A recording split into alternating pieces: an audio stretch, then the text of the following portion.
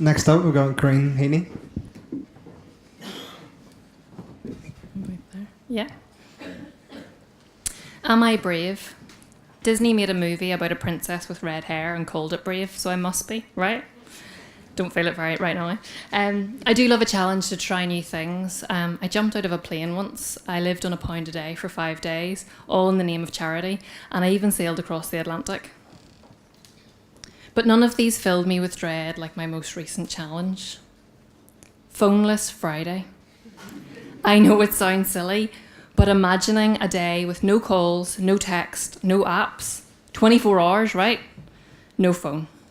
Even saying it stressed me out, and no wonder my colleagues nominated me because I am a phone addict, and the thought absolutely terrified me. I started thinking of the list of everything I need my phone for. My alarm, I don't have an alarm clock. How would I wake up and get to work in the morning? As the list grew, I started to panic. Compared to any other adventure, preparing for this one was going to be more difficult. Anyone that knows me or follows me online know that I love digital media. I went back to uni a few years ago, and that's when I really found my passion. This idea of seeing how technology is changing the way we live our lives. It's fascinating. Social media is one example of that. We now take part in online communities, sharing where we are, what we're doing, sometimes even what we're feeling or thinking with the people around us. Of course, it didn't used to be like this.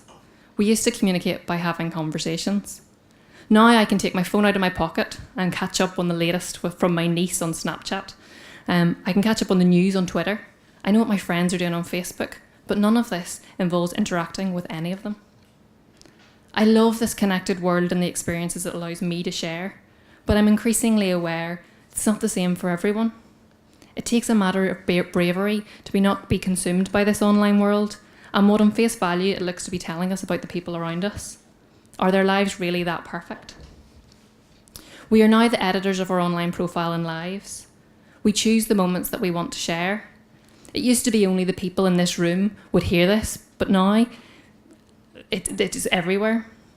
You'd follow up before with friends and family, sharing the photo albums and maybe those dreaded family videos. But now it's so easy that we do it more often, we do it in real time, and with many more people. It's just not our close family. I think I'm quite good at striking this balance and thinking it through before I post. I'm in control. It's about me.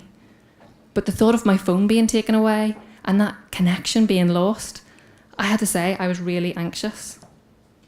The what if started going through my head. What if there was an emergency and somebody needed to get hold of me?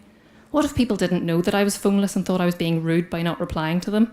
What about all those social media accounts I manage?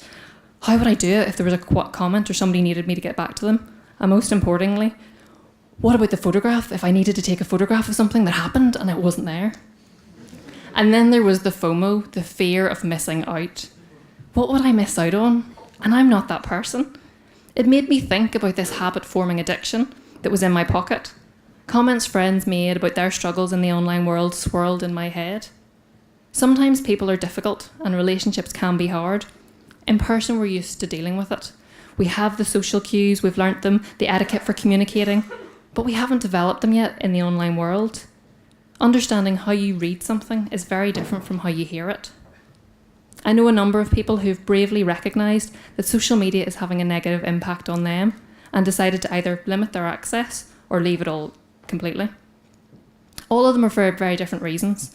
There is that mixture of perception versus reality. The series of perfectly edited moments which gives a whole new meaning to keeping up with the Joneses. What you choose to focus on will be different from what I see, like the ladybirds on the sofa. There's also the amount of time in which you can seemingly disappear online, and the barrier it can have from actually experiencing a moment. I noted this recently on a trip with my other half as we stopped off in Benone Strand. It was a beautiful autumn day. We had lots of fun riding in the sand, taking photographs and videos. It was perfect.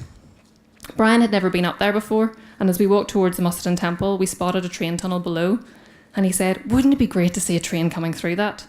I agreed, but we weren't sure if the trains even run up here anymore. As filmmakers, we were in awe of this beautiful landscape, the stunning Game of Thrones scenery that was around us. Lo and behold, we were walking back towards the car, about 15-20 minutes later, and I heard the sound of a train horn. Now, I came from a little village with a train station, and I know that sound and what it means. So I shouted very quickly, "Train," and we spun round as it came just out of the tunnel. And Brian said frustratedly, "Oh, I didn't get to film it." And I replied, "But you saw it. You have the memory. That is what is important." To be fair, that's pretty ironic coming from me. I view quite a lot of my life through my phone.